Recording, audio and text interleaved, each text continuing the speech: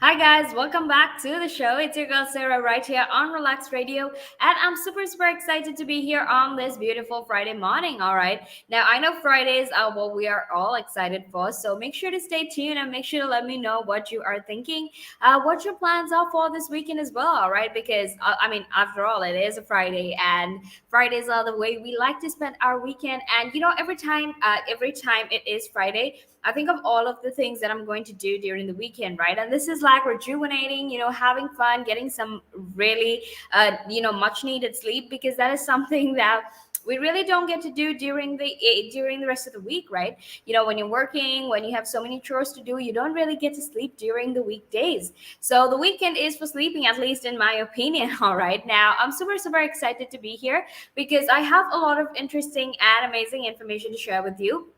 But before I head into that conversation and I share all of these interesting things with you, I want to very quickly remind you that you can, in fact, be a part of this show, all right? All you need to do is just text me or call me on 078 Share your thoughts, share your opinions, because I would love to hear what you have to say, all right?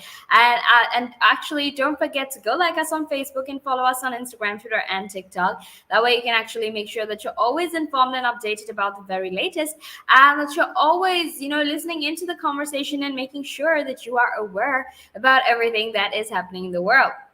All right, now something else that you can actually do is to go download the app as well, because that is available on both the Apple App Store and the Google Play Store, and that will actually help you stay informed and updated about everything and join into the conversation from wherever you are in the world. All right, so don't actually forget to do that. And let's actually get into today's conversation, because today we're going to be talking about how North England leaders are calling for a fair distribution of refugees from Afghanistan. All right. Now, let's take it. All right. It's pretty simple. It's pretty obvious as to why they're saying this. All right. Now, we know that there's a crisis in Afghanistan. We know that, the Taliban has taken control of Afghanistan. And obviously, that is why there are a lot of refugees here, refugees from Afghanistan, right? Now, the United Kingdom has actually pledged to take in about 20,000 Afghan refugees, and that means that they have to essentially provide places for these refugees to live in. However, the problem seems to be that in a lot of these areas, a lot of these places, it's only in certain places that there is a high concentration of refugees, right?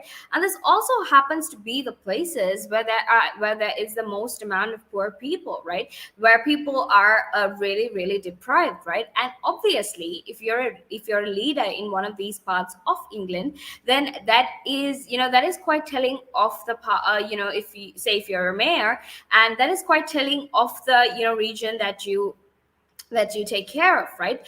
And that is why leaders from North England are actually calling for the fair distribution of refugees, because currently most of the refugees or most asylum seekers are in fact in the north of England.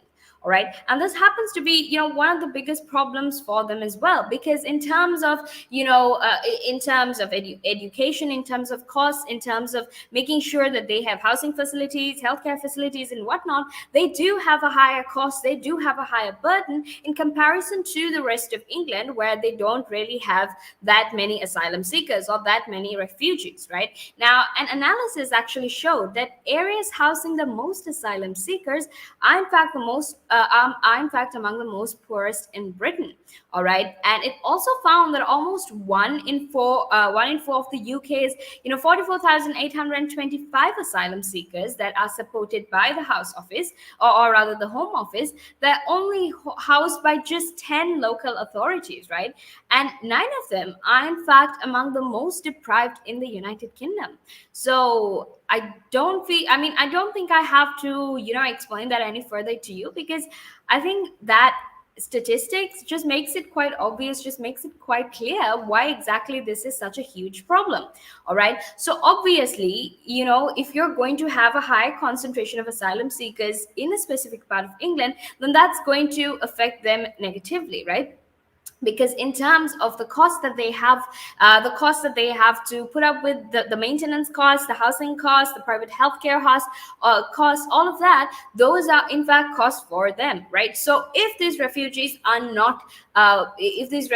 not distributed equally, then that will be a much bigger burden on there will be a much bigger burden on the other parts of England than the parts that don't really have refugees. Right now, this happens to be, the biggest problem right now, and that's why leaders from the north of England have in fact called for a fair distribution of refugees, because if not, places like Middlesbrough, Cardiff, Rochdale, and even Glasgow will have the UK's highest number of refugees as a proportion of its population, right? So the population would mostly consist of refugees. Now, only one of the top 10, that is Barking and Dagenham in London, is in the south of England. And even then, the refugee concentration there is much, much less compared to the refugee concentration that is there in the north of England. All right. Now, mayors in the north of England actually said the whole country needs to support those in need, because ministers are currently drawing up plans to actually take in about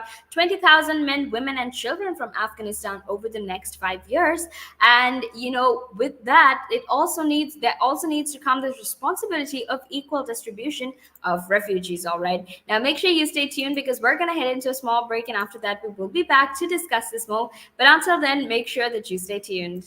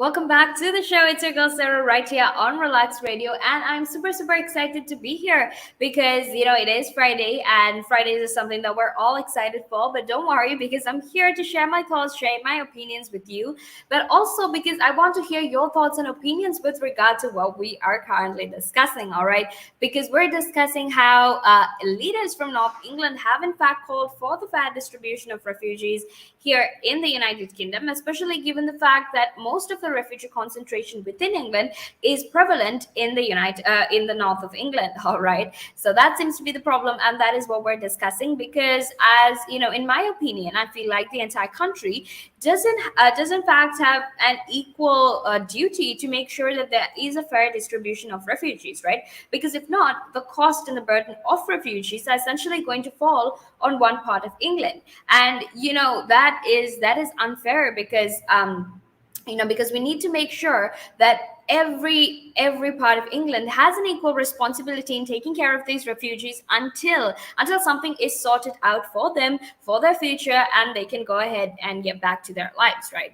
Obviously, it's not like it's not like in Afghanistan they can get back to things pretty soon, because the truth is, there is a war that's happening, not necessarily a war, but there is a form of rule that is making it very, very hard for people to live, and for people to actually, for people to have freedom, for people to have specific rights. All right, so that is what the conversation is about. Now, if you want to be a part of the show, if you want to share your thoughts, share your opinions with me, don't be shy, because all you need to do is just text me or call me on 078 52473 share your thoughts, share your opinions with me, because that would be absolutely amazing. And I would love to hear what your thoughts and opinions are with regard to North England leaders calling for fair distribution of refugees. All right. And also, before we head into the conversation, I want to very quickly remind you that all you need to do to share your thoughts and share your opinions with us is to actually go like us on Facebook and follow us on Instagram, Twitter, and TikTok. All right, because that way you can actually make sure that you're always informed and updated about the very latest, and you're making sure that you're aware of what is happening in the world. And don't forget to download that app either, because that will actually make sure that you're always informed and updated about everything, and you're listening into the conversation from anywhere in the world while you're doing whatever it is that you're doing. All right, and now let's actually head into our conversation, which is basically about refugees, which is about having fair distribution of refugees here in England.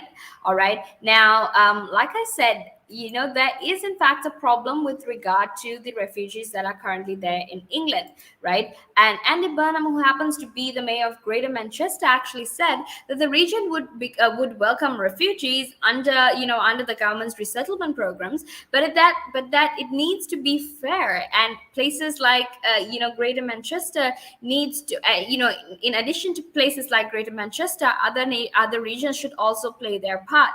All right, because a lot of MPs have repeatedly called for an overhaul of this deeply unfair dispersal system, right?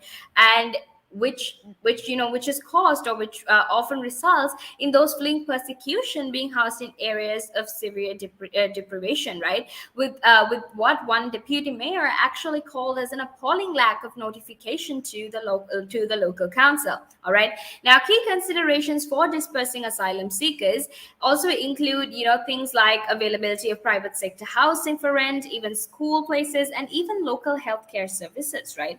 So the truth is, if you actually look at the way refugees are being distributed here in the United Kingdom, you basically have one part of United Kingdom that that takes in refugees, and the other part doesn't. So I mean, my question is, don't you have an inherent duty to actually make sure that this is distributed equally, right? And the reason I ask you that is because you can't then expect all of these regions to be like the best region to live in, or the happiest region to live in, if most of the people who live in those regions are in fact poor, right? And let's also talk about these regions in terms of crime, right? We know that when it comes to statistically poor regions, that there is in fact a lot of crime, right? So then these regions are not really going to be safe to live in, and that is solely because the government was just like, oh, you know what, maybe we should just put all of these refugees in one part of England, because the rest of England totally does not have any responsibility, right? And that is absolutely appalling as well, right? Because the truth is, regardless of where you are from England, regardless of what part of England you're from, you still have a duty to make sure that you provide these people with the basic things they need until something is sorted for them. And when I say basic, I mean things like housing, I mean things like healthcare, I mean things like education, because regardless of your status, regardless of whether you're a refugee or you're a citizen, these are basic rights, these are basic needs that anyone should have. All right, so that is what the conversation is about. But don't worry, because I will be back in a few minutes to share my thoughts and opinions with regard to Dominic Raab, right? Especially because he's been under pressure, he's been asked to quit, and he's been asked to resign because of his inefficiency that actually caused a lot of chaos in Afghanistan for people, or rather for UK citizens who were living in Afghanistan. All right, especially people who worked in the embassy and other things. So make sure you stay tuned, because we're going to head into a small break, and after that we will be back to discuss this. But until then, make sure you stay tuned. The valuations that you place on an asset are always behind you. It's always in hindsight. It's never in front of you. And that's one of the challenge it, right? Because you're always valuing what happened yesterday, and what you need is what's going to happen tomorrow. What am I saving or investing for? Why am I doing it? When will I need the money? And how much money do I need? Yeah. So that's quite important, because when you're looking at your net worth, you've got to start with saying, well, what do I want my net worth to be, so that there's a goal, and then work backwards. How do I get there? And if I can start with £50 or $50 a week, if I save that every week, and you can go online and use calculators online. I don't have to teach you the maths behind it, but you can say, okay, and if I get a 3% return and I put this away for how long will it take to reach my goal? And that's called just this basic cash flow projection calculations. And it's what we use in financial planning all the time. What we say to clients is we say, okay, what is your goal? What is your objective?